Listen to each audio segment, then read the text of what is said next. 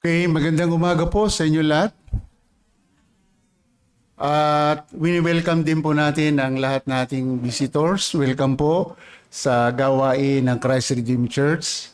At patuloy kayong samahan ng Panginoon sa umagang ito, tayong lahat. At sa ating pong mga pagtalakay dito sa aklat ng Kolosas, maaring naunawaan natin ang kasapatan ni Kristo sa lahat ng bagay, sa lahat ng area na ating mga paksa na masasabi ko, sapat nga po ang ating Panginoong Kristo. Last Sunday, tinalakay po natin afternoon service, siguro maraming wala dun sa afternoon service, pinag-aralan po natin yung kasapatan ni Kristo sa area ng pinakita natin, yung unang-unang main point natin, noong nakarang Sunday afternoon service, we need the firmness of our faith in Christ. Kailangan natin ang katatagan ng ating pananampalataya kay Kristo. Doon natin yung nakita sa verse 5b. Then, ikalawa po, yung our faith must be rooted and established in Christ. Ang ating pananampalataya ay dapat nakaugat at naitatag kay Kristo. Yun po ay ating pinaliwanag. Na binigyan natin ng summary ng mensahe natin afternoon service na ang mga mananampalataya po na nakatayong matatag sa pananampalataya, ito po ay dahil nakaugnay kay Kristo sa katotohanan ng Ebanghelyo, sa biyaya at kahabagan ng Diyos. So yun po, maliwanag na itinuturo ng banal na kasulatan. Kaya sa umagang ito, ipagpatuloy po natin ang pagtalakay sa pagiging sapat nga ng ating Panginoong Kristo. So, bakit siya ay lagi nating dinidiin na sapat nga sa lahat ng bagay? Napakaganda ng dalawang inawit natin na doon ay dinidescribe talaga, pinapakita na talagang si Christ lang. Wala nang iba. So ngayon, bago natin ipagpatuloy ito, tayo po ay humingi ng gabay sa Panginoon. Tayo po yumuko at manalangin. Muli po aming Ama, banal, makapangyarihan sa lahat, na may kontrol ng lahat ng bagay. Na alam po namin walang bagay na mangyayari dito sa sandaigdigan maliban sa kapasyahan mo o kapahintulutan mo. Aming Ama, sa umagang ito, hayaan po ninyo na sa pamagitan po ng aming Panginoong Kristo ay samahan niyo po kami sa aming pong pagtalakay ngayong umaga sa dalawang talata ng Colossus chapter 2 verse 9 and 10. Hayaan po ninyo na sa patnubay ng banal na Espiritu ay maintindihan po namin ito, Ama. Tulungan niyo po kami dahil sa ganitong kaparaanan ay mas lalo pa namin kayong makilala. Lalo't higit ang inyong kaisa-isang bugtong na anak na sinugo niyo dito sa mundo na bagamat Diyos ay nagkatawang tao sa layuning kami ay maabot at maligtas at patuloy na nagliligtas. Kaya Ama, sa umagang ito, hayaan po ninyo na sa aming pagtalakay na may kinalaman kay Kristo, tulungan niyo po kami na maintindihan namin ito at ito'y aming yakapin o panghawakan ang katotohanan tungkol sa aming nag-iisang tagapagligtas. Pangunahan niyo po kami, aming Ama. Hayaan po ninyo na kayo ang maluwalhati. Kayo ang maitaas at kami ay maibaba. Purihin po kayo. Ito po ang aming dalangin sa pangalan ni Jesus. Amen. Kapag sinabi po, the doctrine of deity of Christ is worth contending for. And there is nobody used more to contend for this biblical truth than Anastasius. Binanggit ko po ito, si Anastasius po ay ipinanganak noong taong 298 AD sa Ehipto. Sa kanyang early 20s, siya po ay isang diakono sa iglesia sa Alexandria. Doon po yun sa Hilagang Aprika. Noong panahong yon, ang doktrina ng pagkadiyos ni Kristo ay inaatake po ng isang lubos na maimpluwensyang pastor na nagngangalang Arius. Itinuturo ni Arius na si Jesus ay isang nilikhang nilalang, na siya ay may simula at may panahon na si Jesus ay wala. Sa makatuwid po, mga kapatid, ayon sa bagay na ito, ayon kay Arius, Jesus is the Son of God but not God the Son. Yun po ang paniniwala ni Arius. Ang kanyang maling pananampalataya ay kinalaunang nakilala as the Arian heresy, named after Arius. Ito po ay nagpasiklab ng apoy sa buong imperyo na nangingibabaw sa iglesia sa loob ng 60 years. Alam nyo, isang 20 years old na binata na nagngangalang Anastasius, 40 years na mas bata kay Arius, ang ginamit ng Diyos para upang ipaglaban ang doktrina ng pagka-Diyos ni Kristo.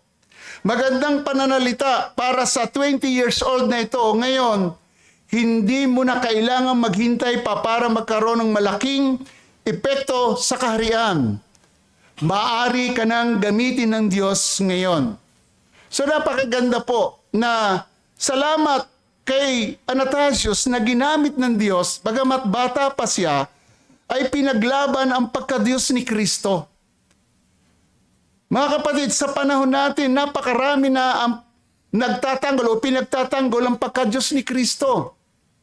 Na alam natin, walang ibang matibay o kasangkapan o tools na ginagamit para ipagtanggol ang katotohanan kay Kristo bilang Diyos ay yung complete Bible. From Old Testament and New Testament. So mga kapatid, magandang talakayin natin ito. Bagamat medyo doctrinal ang ating approach, pero kasi po yun ang hinihingi ng talata eh. So mas magandang, mas malalim ang ating pagkakilala kay Kristo. Ikaw, gaano ba kakilala mo ang Panginoong Hesus? Maraming mananampalataya, kilala lang si Kristo, na gaya ng sinasabi ko dito sa pulpito, na siya po ay isang mapagbigay, provider, healer. Pero gaano kalalim ang pagkakilala natin kay Kristo na yamang tinatalakay natin sa aklat ng Kolosas na siya talaga ang matibay o solidong foundation ng ating pananampalataya. So mga kapatid, ang Colossus chapter 2, verse 9 to 10 ay isang masasabi kong sukdulang declaration ng ganap na kasapatan ni Kristo at ng ganap na pakikipag-isa ng mananampalataya sa Kanya. Mga kapatid, si Pablo po, sumulat nga si Apostol Pablo sa Colossus upang labanan ang mga mapanganib na aral ng Gnosticism, legalism ng mga Hudyo at mysticism. Iyan po, alam naman natin, tinatalakay natin yan dito sa mga nakaraang pag-aaral. Inaangkin ng mga bulaang guro na ito na kailangan ng mananampalataya si Kristo kasama ang iba pang mga ritual, lihim na kaalaman o mga anghel na tagapamagitan upang lubos na maranasan ang Diyos. Ito naman nga po ay nabanggit na natin sa ating mga nakaraang pagtalakay. Pero para sa mga hindi pa nadinig, magandang maintindihan natin sa konteksto. Ngayon, para kay Kristo, binibigyan din dito ang pagiging centrality of Christ sa pananampalatayang Kristiyano. So, tinutugunan po ni Apostol Pablo ang iglesia sa Colossus na naharap sa mga maling turo na nagpapababa sa kataas-taasang kapangyarihan ni Kristo. So, sa pagsasabing kay Kristo, mga kapatid, dito po pinagtitibay ni Pablo na ang lahat ng espiritual na katotohanan at realidad ay matatagpuan lamang walang iba kundi kay Christ. Kaya mahalagang maging malalim tayo sa pagkakilala kay Christ. At ito po ay sumasalamin sa John chapter 1 verse 14 kung saan ang salita ay naging laman, nagkatawang tao at nanirahan sa gitna natin, na ang nagbibigay ito o binibigyan diin sa pagkakatawang tao ni Kristo bilang pundasyon ng paniniwalang Kristiyano. So mga kapatid, kapag sinabing buong kapuspusan, tingnan natin to, ang terminong kapuspusan o fullness, pahintulot yung gamitin ko yung Griego na pleroma. Ito po ay nangangahulugang pagkakumpleto at kabuuan. Alam natin, ayon kay Isaias, na inihulanan niya ang tungkol kay Kristo na binanggit sa parallel scripture reading natin. Nauulitin ko po. Ayon po sa Isaiah chapter 9 verse 6, sapagkat sa atin ay ipinanganak ang isang bata, sa atin ay ibinigay ang isang anak na lalaki, at ang pamamahala ay maaatang sa kanyang mga balikat, at siya'y tatawaging kamangamanghang tagapayo, makapangyarihang Diyos, walang hanggang Ama, prinsipe ng kapayapaan. Si Christ po yun. Prophecy na ni Isaiah sa lumang tipan, inihula na nga po ang tungkol sa kanya na si Jesus ay makapangyarihan at Diyos mismo. So, sa konteksto ng mga taga-Kolosas, sinasalungat po nito ang ideyang gnostiko na ang banal na kaalaman o espiritual na kapuspusan ay maaaring makamit sa pamamagitan ng iba pang paraan o tagapamagitan. Yun ang malaking problema sa taga-Kolosas. Kaya ginigit naman dito ni Pablo na ang lahat ng kailangan para sa kaligtasan at espiritual na buhay ay matatagpuan lamang kay Kristo. Wala nang iba. Kaya nga po, sufficient po siya eh. Kaya na ang ating tinatalakay. So, ito yung Kristo na ating pinapahayag. Ang salita, ang Ebanghelyo, katotohanan, ating tagapagligtas, author and finisher of our faith. He is the grace for us. Biyaya yan sa atin, pinakamalaking biyaya para sa atin. And most is, He is our God. Dapat po nating malaman yan, mga kapatid. In Romans chapter 11 verse 36, as we understand the term sovereign, ganito natin tingnan yung Roma chapter 11 verse 36, sapagkat mula sa Kanya, kay Christ, at sa pamamagitan niya, sinusustain niya lahat ng bagay. At sa Kanya ang lahat ng mga bagay. Para ano? Sa Kanyang kaluwalhatian magpakailanman. Amen. Kay Christ po yan. So kaya magandang pag-usapan natin the sufficiency of Jesus Christ, the deity of Christ, ang pagka-Diyos ni Kristo. So mga kapatid, sa summary ng ating message ngayong umaga, ang kasapatan ng Panginoon sa area ng pagka-Diyos ni Kristo ay maliwanag na itinuturo ng banal na kasulatan at sa bahagi ng mananampalataya ay may kakumpletuhan. Makita po natin yan. So may dalawa po tayong puntos sa umagang ito. Pinaka main point, number 1, Christ, absolute deity and sufficiency. Ang ganap na pagka-Diyos at kasapatan ni Kristo, verse 9. Then, pangalawa, the believer's completeness in Christ. Ang kabuuan, kakumpletuhan ng mananampalataya kay Kristo, verse 10. So mga kapatid, unahin natin ang ganap na pagka-Diyos at kasapatan ni Kristo, verse 9. Anong sabi sa verse 9? Sabi po sa ESV, for in Him, the whole fullness of deity dwells body. Sa Tagalog, binanggit po dito, sapagkat sa Kanya naninirahan ang buong kapuspusan ng pagka-Diyos sa katawan. So, tingnan natin yung salitang kapuspusan ng pagka-Diyos kay Kristo. The fullness of the Godhead in Christ.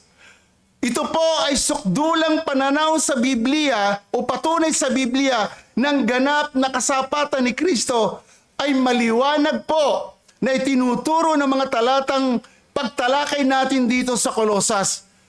Nakarating na tayo sa chapter 2. Nauna natin yung chapter 1. Siguro kung i-recall ninyo sa mga nakapakinig ng ating mga tinatalakay, ay mas lalo ninyong makikita na dapat nga na malalim ang ating pagkakilala kay Kristo. Lubos nating maunawaan ang ibig sabihin na si Jesucristo ay ganap na Diyos. Hindi po siya tao lang. At dahil ang mga mananampalatay kaisa niya, hindi nila kailangan ng mga karagdagang ritual, filosofiya o legalistikong mga tuntunin upang maging ganap na makatuwiran at kakumpletuhan ng espiritual. Hindi na po. Sapat na si Christ. Pinapatunayan ng talatang ito ang ganap na pagka-Diyos ni Jesucristo. Wala nang kaduda-duda. Wag na po tayo magduda. Kaya maganda, hindi naman tayo makikipagdebate kung may makakausap kayong ang tayo ay tao lang si Kristo. Ay gusto kong magkwento sa inyo kasi makwento po ako eh. Nung araw, panahon pa ni panahon ni MacArthur, matagal na po. Nagba-Bible study ako dyan sa papuntang Bagbagin. Eh ngayon po, nagba-Bible study, nag-umpisa ako, meron palang umatin na na ang tayo ay tao lang talaga si Kristo. Ay di, ako naman, kainitan ko noon, puro biblical yung sinasabi ko, patunay na Diyos si Kristo. Ay nung nasusukol na siya, tika, tatawagin ko muna yung ministro. Hindi na kailangan. Magkakaroon lang tayo ng problema dito. Hindi ibig sabihin, natatakot ako doon sa ministro. Pero yung totoo, hindi naman po. Kumbaga, ayaw ko na lang magkaroon ng diskusyon doon. Kasi kawawa yung mga bina-Bible study. So mga kapatid, pinapatunayan ng talatang ito, ganap na pagka-Diyos ni Jesucristo. Wala na po tayong kaduda-duda na binabanggit ko po. Mga kapatid, ang talatang ito ay nagbibigay ng kalinawan laban sa mga maling turo na maaaring makabawas sa kabanalan ni Kristo. Kaya magandang tingnan natin ito. Ito po ay isang paalala sa atin na kumapit ng mahigpit sa wastong aral o doktrina about Christ. He is God. So, ang point natin, ang kasukdulang patunay sa Biblia ng ganap na kasapatan ni Kristo ay binibigyang kahulugan ng mga talatang ito na ang ibig sabihin, si Jesucristo ay ganap na Diyos. Isipin nyo, kung siya ganap na Diyos, alam natin, John chapter 1 verse 1, mula pa sa simula, siya na ang salita, at ang salita ay kasama ng Diyos, at ang salita ay Diyos. Anong nangyari sa salita? Verse 14, naging tao ang salita at nanirahan sa atin. Meaning, kung isipin natin, bakit siya nagkatawang tao? Ang layunin ay abutin ang ating kalagayang pagkamakasalanan.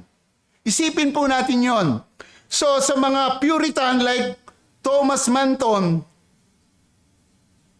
argued that this verse is one of the strongest defenses of Christ's eternal existence and full deity. The term used for deity refers to the entire divine essence, meaning Jesus possesses every divine attribute about or without delusion or limitation. Wala po.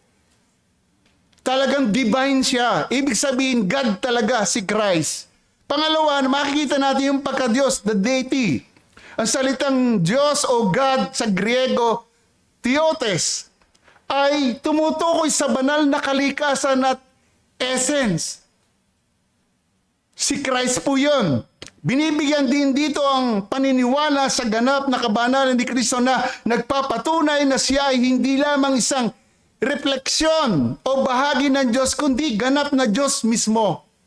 Ito po ay naaayon sa doktrina ng Trinidad, kung saan si Jesus ay kapantay ng walang hanggang Ama at sa banal na Espiritu.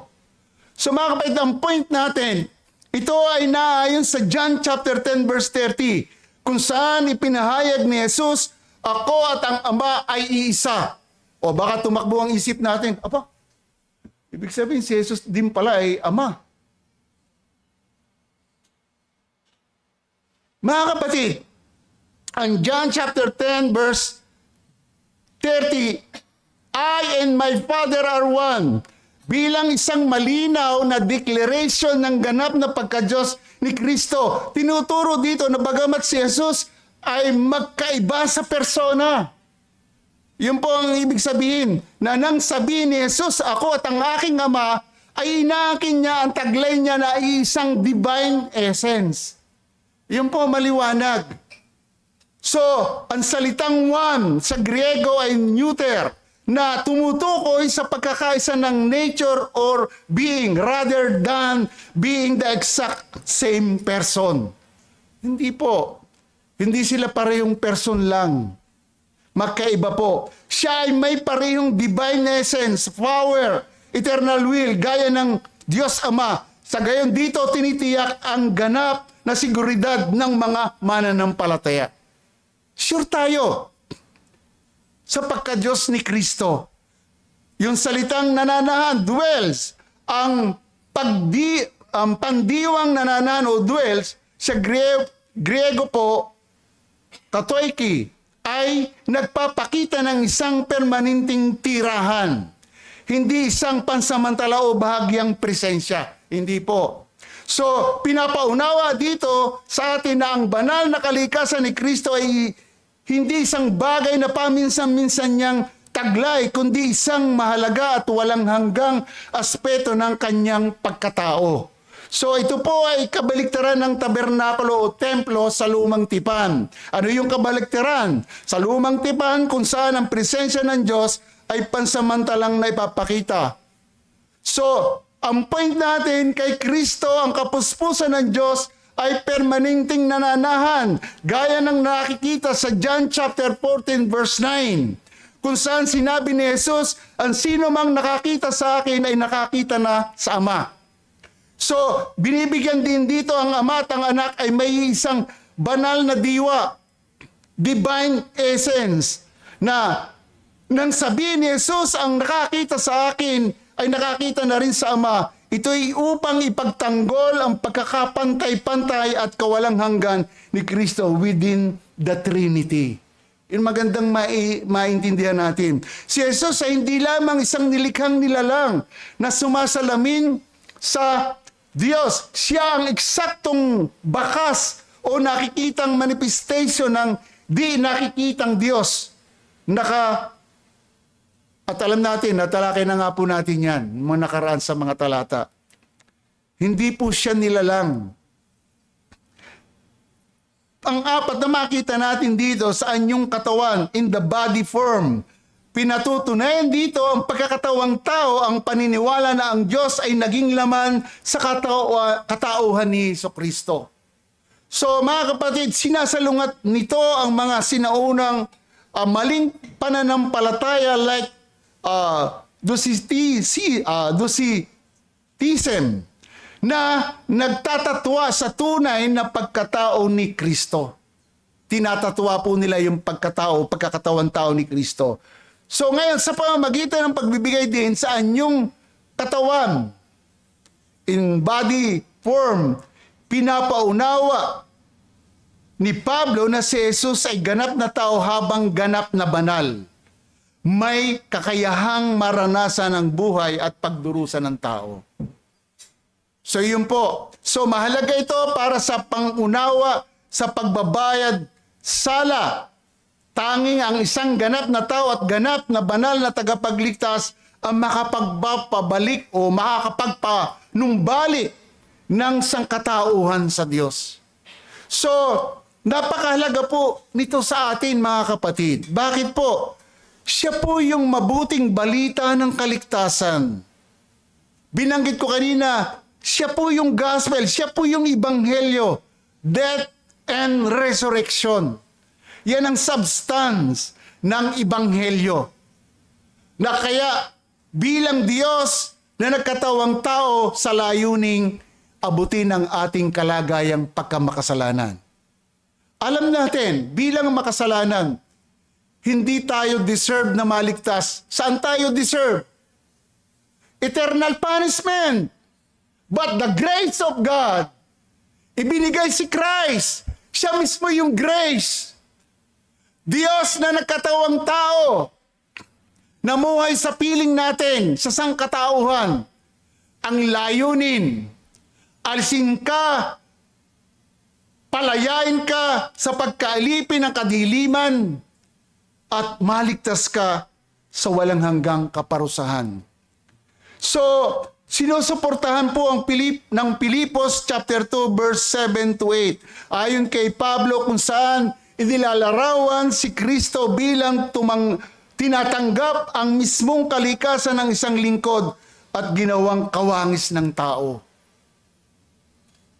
Maraming pagtatalo. Bakit daw hindi anghel? Hindi naman anghel ang ililigtas eh. Tao ang ililigtas, di ba? Parang isipin natin mga kapatid, ang issue dito yung salvation eh. Lagi kong inuulit dito sa pulpito. Walang ibang pinakamahalaga sa buhay ng tao, yung salvation ng ating soul. Kasi hindi natin may tatatwa mga kapatid.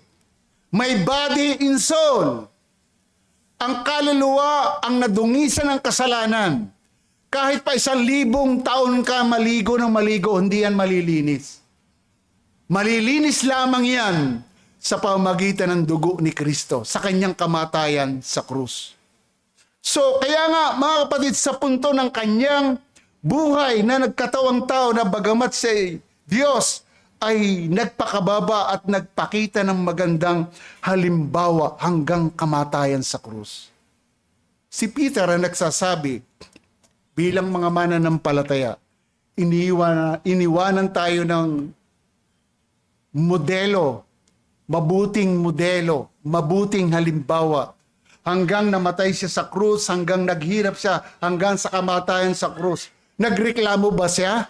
But naalala natin, nag-pray siya sa Gethsemane. Anong prayer niya? Hanggang maaari, Ama, alisin mo ang saro ng paghihirap. Gayon man, ay hindi ang kagustuhan ko, kundi ang kalooban mo, Ama, ang mangyari. Nakadamas siya ng hirap. Yung naisip niya yung mangyayari sa kanyang pahirap. Pero hindi siya nagreklamo hanggang sa kamatayan sa krus. Ano ang punto? Yun ay para sa ating mga makasalanan. Sa sangkatauhang makasalanan. Di ba dapat tayo magpasalamat dahil sa kanyang awa? Sa biyaya tayo ay natubos. Sa tiyak na kapamakan sa walang hanggang kaparusahan. Deserve po tayo dito. Kaya nga sa mga nakikinig, isipin nyo, mula kay Eva at Adan, naging makasalanan tayo. Na-impute sa atin yung kasalanan ni Eva at Adan. Pero nailagay na tayo sa hatol ng Diyos. Pero napakabiyaya ng Diyos. Kaysa isang bugtong na anak, ibinigay niya dito sa mundo. At ngayon ay tayo nandito. Blessed ka. Kasi nakikinig ka ngayon eh. Kung ikaw ay mananampalataya, na-save ka sa walang hanggang kaparusahan.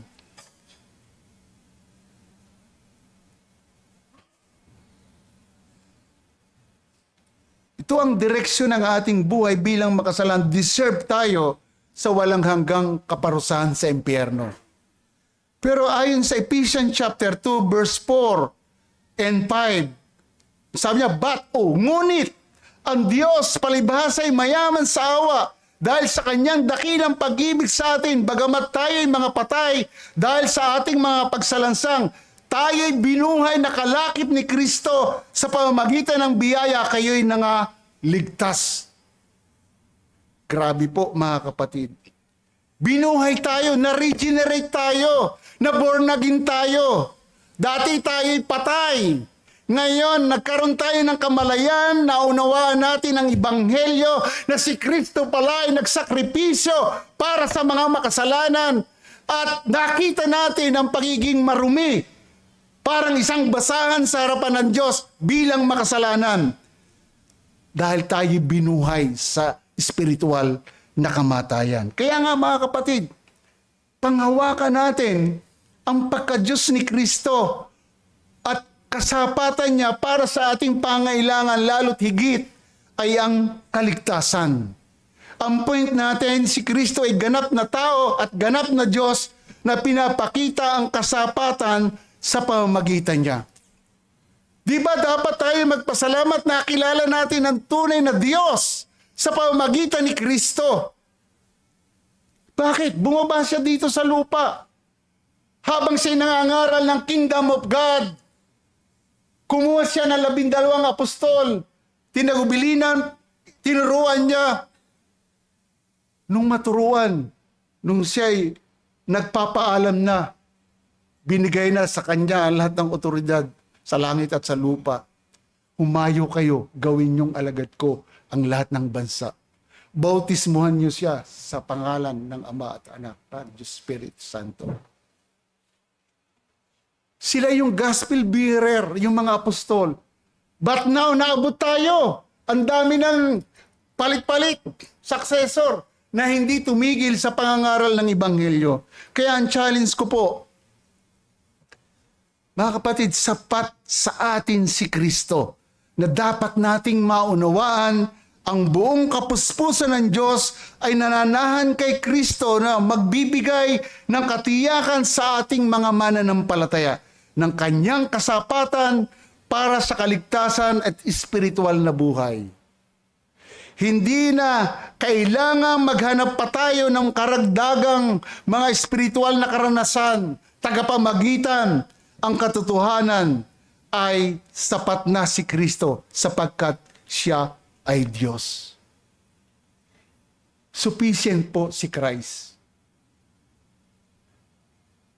Napakapalad natin na nakilala natin ang tunay na tagapagligtas. Nung araw, sa dati nating paniniwala, buti nga, hindi tayo nag-aaway-away. May kanya-kanyang paniniwala eh. May kanya-kanyang santo. At kadalasan pinagdiriwang ang kanilang mga santo. Pero blessed tayo dahil nasumpungan natin dahil sa dakilang pag-ibig ng Diyos na ibinigay niya si Kristo. Kaya kung ako'y mayroong kinakausap dito mga visitor na wala pa talagang relasyon sa Diyos, gusto kong ulitin, ang issue natin dito sa mundo ay yung pagiging makasalanan.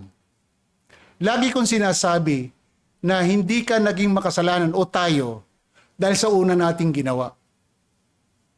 Likas na sa atin ang gumawa ng kasalanan dahil tayo ay alipin ng kasalanan.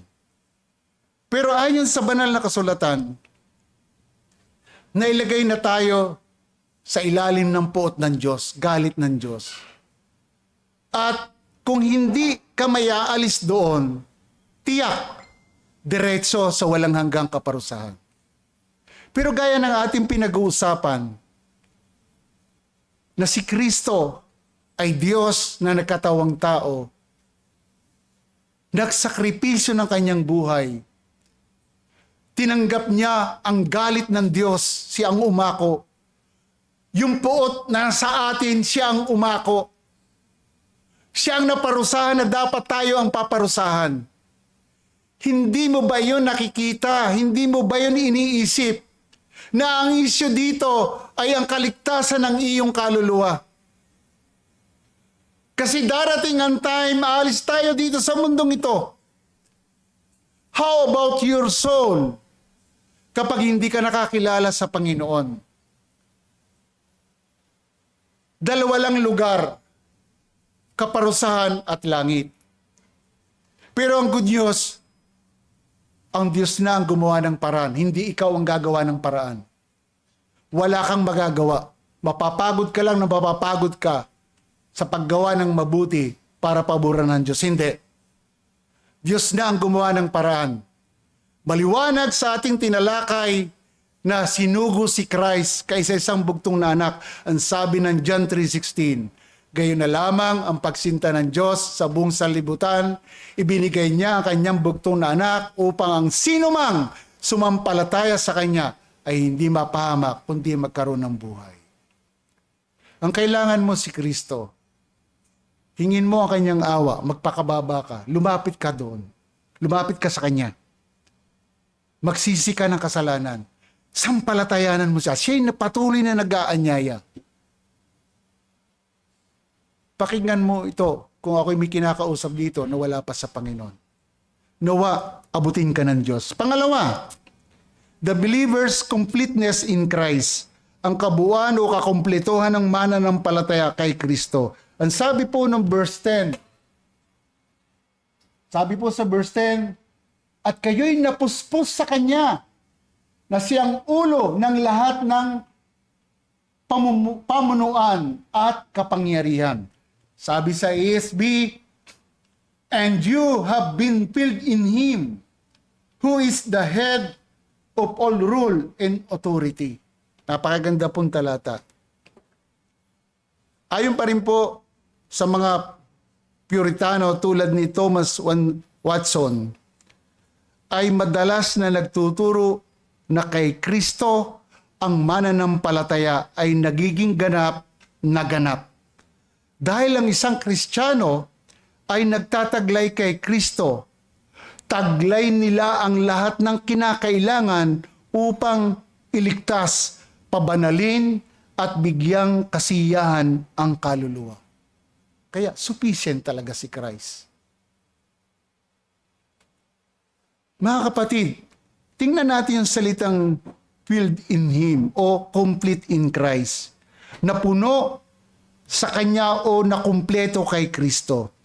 Dahil po si Kristo ay lubos na full of God, ang mga mananampalataya po ay nasa Kanya ay walang anumang kakulangan.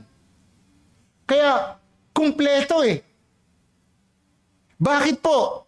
Ang espiritual na kaganapan ay matatagpuan lamang kay Kristo. Pinapakita dito mga kapatid, ang espiritual na kapuspusan at kasapatan ng mananampalataya ay kay Kristo lamang. Sa konteksto ng mga taga-Kolosas, tinatalakay ni Pablo ang mga maling turo na nagmumungkahi na kailangan ng karagdagan ng mga espiritual na gawain o kaalaman para sa kaligtasan ay hindi na kailangan. Kaya nga, si Kristo ay sapat na. Binanggit ko yan kanina. Alam natin sa kasaysayan, ang iglesia sa Kolosas ay naharap nga sa mga panggigipit mula sa mga legalismo ng mga Hudyo at paganong mistisismo. Ang terminong complete ay nagpapakita po mga kapatid na ang mga mananampalataya ay walang kakulangan sa kanilang relasyon sa Diyos sa pamamagitan ni Kristo. Grabe po. Kasi ang kapuspusan ng pagka-Diyos ay na kay Kristo. Ito po ay sumasalamin sa Ephesians chapter 1 verse 3, yung tinatawag na spiritual blessing.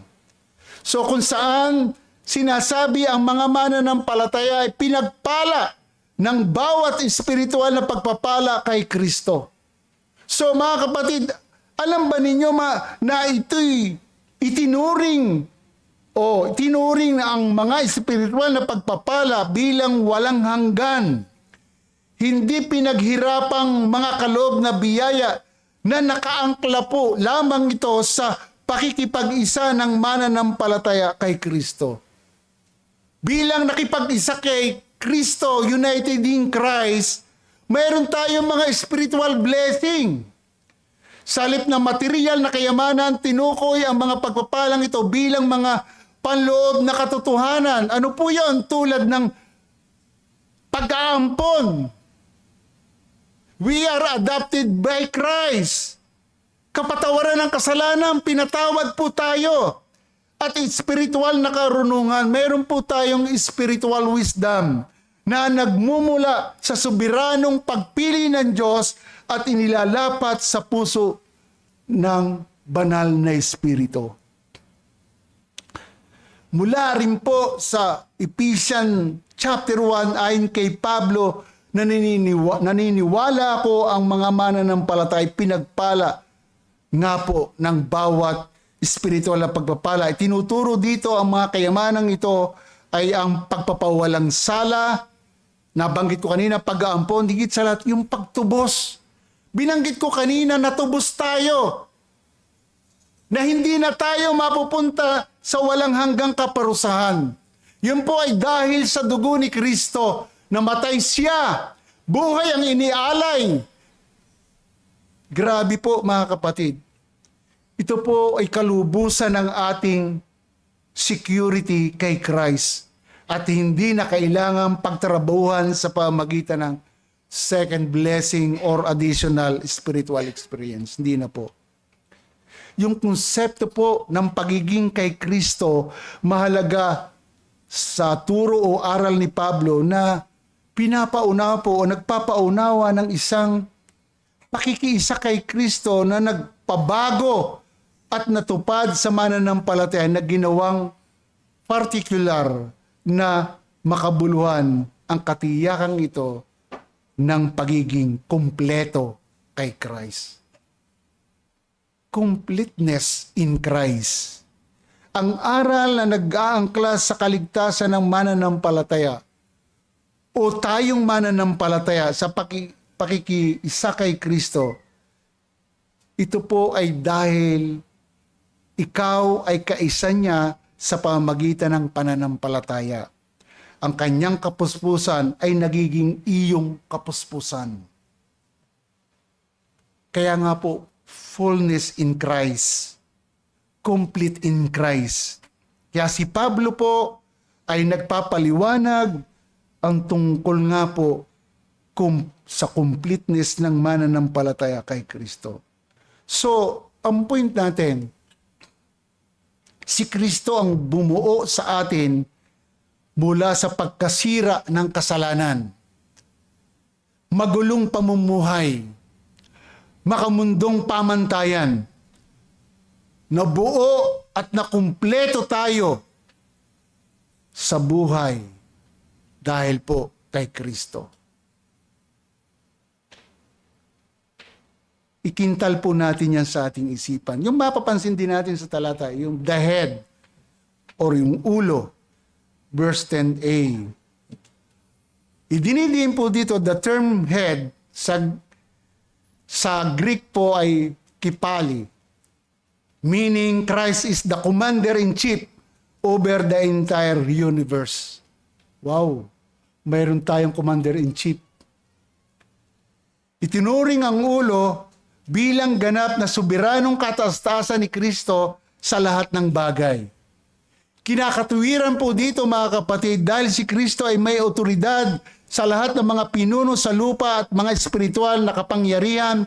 Ang mananampalataya po ay hindi na nangangailangan ng iba pang mga tagapamagitan. Ang mananampalataya o tayong mananampalataya ganap na nagtataglay ng lahat ng kailangan para sa kaligtasan at espiritual na paglago sa Kanya lamang, kay Kristo lamang. Ang paglalarawan kay Kristo bilang ulo o head ay nagmumungkay kapwang pamumuno at pinagmulan na nagpapakita na ang lahat ng otoridad ay sa huli ay nagmumula sa Kanya o kay Kristo lamang. Ang point natin, si Kristo bilang head ang may otoridad sa lahat ng pamunuan sa langit at sa lupa. Sinight ko kanina do sa Matthew 28 verse 18. Then Jesus came to them and said, all authority in heaven and on earth has been given to me. Kaya sa lahat ng pamunuan, mayroon siyang authority. Kapansin sa pansin po diyan yung ruler and authority sa verse 10. Ito ay nagpapahayag ng kataas-taasang kapangyarihan ni Kristo sa lahat ng espiritual at makalupang kapangyarihan. Alam nyo, sa mundong Greko-Romano, ang mga pinuno at otoridad ay madalas na tumutukoy sa mga pinunong pampolitika at mga espiritual na nilalang. Dito po, sinasalungat ni Pablo ang anumang paniniwala ng ang ibang mga puwersang espiritual o mga otoridad ng tao ay hindi maaaring makapantay sa kapangyarihan ni Kristo. Hindi po. Siya nga po ang commander-in-chief. Ito po ay naayon sa mga taga-Efeso chapter 1 verse 21 kung saan si Kristo ay nilalarawan bilang higit na nakahigit sa lahat ng pamamahala at otoridad. Higit po siya sa lahat. Sa pag-aaral, pinagtitibay po dito ang soberanya ni Kristo, isang mahalagang prinsipyo ng paniniwalang Kristiyano at tinitiyak po sa mga mananampalataya ang kanilang seguridad sa Kanya. Secure po tayo kay Christ. Ang tanong, gaano mo kakilala si Kristo? O kilala mo po siya? Ito po ay magiging isang nakakaaliw na katotohanan para po sa mga taga-Kolosas at sa ating mga mananampalataya. Ito po ay nagpapakita na nabuhay sa panahon ng mga taga-Kolosas at sa panahon natin ng kawalang katiyakan sa politika at espiritual na kalituhan. Alam naman natin ang sitwasyon ngayon. Maraming tao nagugulo. But secure tayo sa pamahala ni Christ. Mula sa kadiliman, inilipat tayo sa kaharian ni Kristo na kanyang minamahal na anak. As a believers, siya nagro-rule sa atin. Siya yung namamahala sa atin. Kaya nga, ang lahat na nakay Kristo, sabi sa John chapter 10, walang sino mang makakaagaw sa kanyang kamay. Pero mayroong isang pastor na nagsabi, maliban lang siya ang tumalon. Parang humina. Hindi siya makakatalon dahil hawak siya ng Diyos. Secure tayo kay Christ. Siya yung ating dakilang pastol. Ang pagiging soberano sa lahat, si Kristo ang katas-tasang pinuno ng lahat ng pamamahala at otoridad. Inuulit-ulit ko ito kasi para makintal sa atin na napakabuti ng Diyos, nakilala natin na nag-iisang tagapagligtas na may higit na pamamahala o higit na pinuno sa lahat ng pamunuan. Tinitiyak nito sa mga mananampalatayang walang espiritual na puwersa, pamahalaan sa lupa o demonic institution ang may ganap na kapangyarihan sa Kristiyano dahil nasakop na silang lahat ni Jesus. Ang point natin, si Jesus ang sukdulang pinuno sa bawat principality and power, referring to the demonic hierarchy. Sabi po ni John MacArthur, idinidi niya that believers do not need to fear spiritual enemies or seek specialized deliverance ritual because they belong to the sovereign king over those spirit. Ang lahat ng mananampalataya belong sa hari ng mga hari. Diba? Sa ating pagtatapos mga kapatid, naway sa patnubay ng banal na Espiritu sa ating pakikinig, ay naunawaan natin ang ganap na pagka-Diyos at kasapatan ni Kristo at ang kakumpletuhan, kabuuan ng mananampalataya kay Kristo. Kakumpletuhan natin kay Christ. Matibay ang pundasyon ng ating pananampalataya. Sa pamamagitan ni Kristo sapagkat siya ay Diyos na nagkatawang tao, siya ang head, ruler, and authority sa lahat ng bagay. So, tayo po ay buo at kumpleto sa pamamagitan ni Kristo. Pinapaunawa sa ating mga tinalakay na mayroon tayong katiyakan kay Kristo, lalo po sa usapin ng kaligtasan, dahil si Kristo ang kasapatan sa lahat ng bagay. Sabi po ni Richard Baxter, although matagal na panahon ito, 16th century pa, 1615 to 1691. Siya po ay isang influential English Puritan church leader, theologian, and prolific writer. Ano po yung kanyang pananaw? May pananaw siya tungkol sa deity of Christ and the believer's completeness. Ang pagka-Diyos daw ni Kristo, naunawaan ni Baxter ang Colossus chapter 2 verse 9 na kay Kristo ang buong kapuspusan ng pagka-Diyos ay nananahan sa anyong katawang tao bilang isang tiyak na pahayag sa ganap na pagkatao at ganap na kabanalan ni Jesus. Kinakatuwiran niya na dahil si Kristo ay Diyos na nagkatawang tao, siya ang sukdulan, hindi nahahati ng kapahayagan ng pagka-Diyos. Ang kabuuan ng mananampalataya, kakumplituhan ng mananampalataya ayon sa Kanya tungkol sa talatang 10, at kayo'y napuno na sa Kanya. Binigyan din ni Baxter na ang pagkakaisang ito kay Kristo ay nangangahulugan na ang spiritual na tasa o cup of faith ay puno na. Grabe yung tasa puno na. Kumbaga doon niya lintod. Ginamit niya ito upang payuhan ng mga Kristiyano laban sa legalism na nagbababala sa kanila na huwag bumaling sa asitismo, pagsamba sa mga santo, sa mga tradisyong gawa ng tao upang madagdagan ang kanilang pananampalataya. Napakaganda na sinabi niya. So mga kapatid, walang kaduda-duda na tama ang pahayag ni Richard Baxter. Dahil malinaw sa banal na kasulatan ng pagka-Diyos ni Kristo at kakumplituhan natin kay Kristo bilang mananampalataya. Maliwanag na sa atin ang kasapatan ni Kristo sa lahat ng bagay. Muli po, challenge sa wala pa sa Panginoon. Sa habag at awa ng Diyos, makilala mo siya. At kung hindi,